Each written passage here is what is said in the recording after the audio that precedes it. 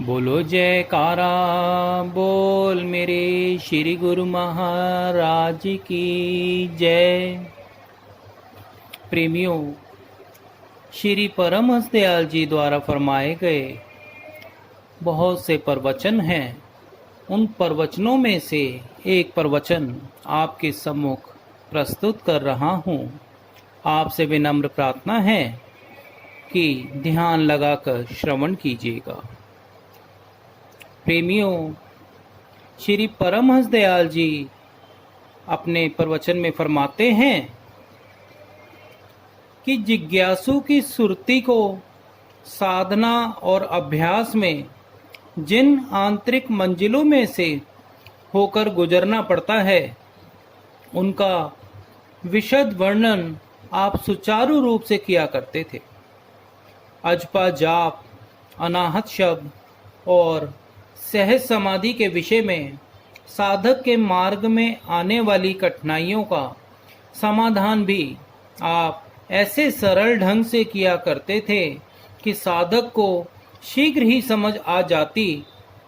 फिर पिंड देश में चक्र वेधन कैसे किया जाए और ब्रह्मांड में सुरति किस प्रकार निवास करती है, इसके विषय में श्री परमहंस दयाल जी फरमाते थे कि स्थूल शरीर में मन, बुद्धि और चित्त ये अंश हैं। पृथ्वी यही देह है। प्रथम सुरति की धारा पिंड देश से चलती है, फिर कई कठिनाइयों को पार करती हुई ब्रह्मांड में पहुंचती हैं।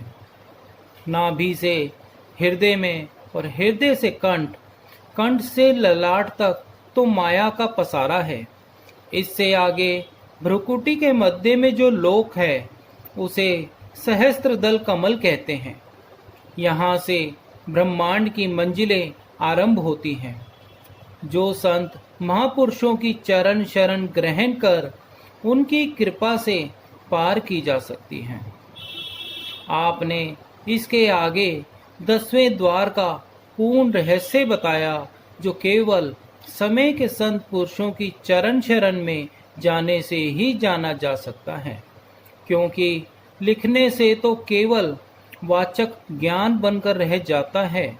पुस्तकीय ज्ञान से भक्ति की आंतरिक मंजिलों को पार करना असंभव है। इसलिए आंतरिक मार्ग को पार करने के लिए परम संत श्री कबीर साहिब जी भी उपदेश देते हैं कि अबरन बरन अमूर्त जो कहो ताही किन पेख, गुरु दया ते पावई सूरत निरत करी देख। कि जो आत्मा अवर्णनीय है, जिसका कोई रंग रूप नहीं, उसे सतगुरु की दया से ही देखा जा सकता है। उनके शब्द में सुरती लगाकर देखो। पूर्ण संत महापुरुषों की संगति और सतगुरु के ध्यान से ही जीव आंतरिक दृश्यों को देख सकता है। इसी प्रकार श्री परमहंस दयाल जी महाराज जी ने एकाग्रता के विषय में भी ये उच्चारण किया है कि प्रत्येक काम की सफलता एकाग्रता है। जिस काम को एकाग्रचित होकर किया जाए, वे कठिन से कठिन कार्य भी सरल बन जाता है।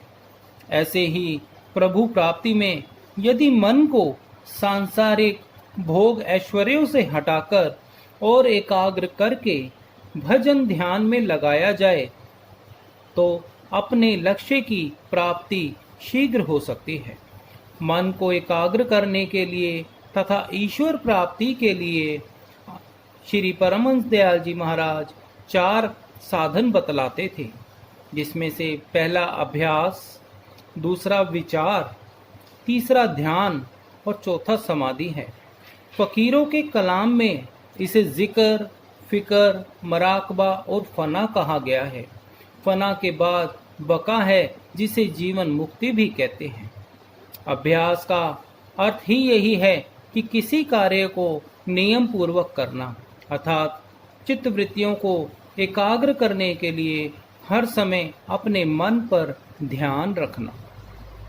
उन्हें ये विचार करते रहना कि कहीं ये चित्तवृत्तियां इधर उधर दूसरे ख्यालों में ना चली जाएं। सुरती को शब्द में लीन करते हुए समाधि अवस्था तक पहुंचना यही परम लक्ष्य है। इसी प्रकार प्रभु प्राप्ति के अभिलाषी जिज्ञासुजन इन 4 साधनों को ध्यान में रखते हुए अपनी चित्त वृत्तियों को माया की ओर से समेटते हैं, भक्ति और साधना की ओर लगाते हैं तथा अपने ध्यान का केंद्र सतगुरु के शब्द को बनाते हैं। सतगुरु के वचन ही उनकी पूंजी बन जाते हैं।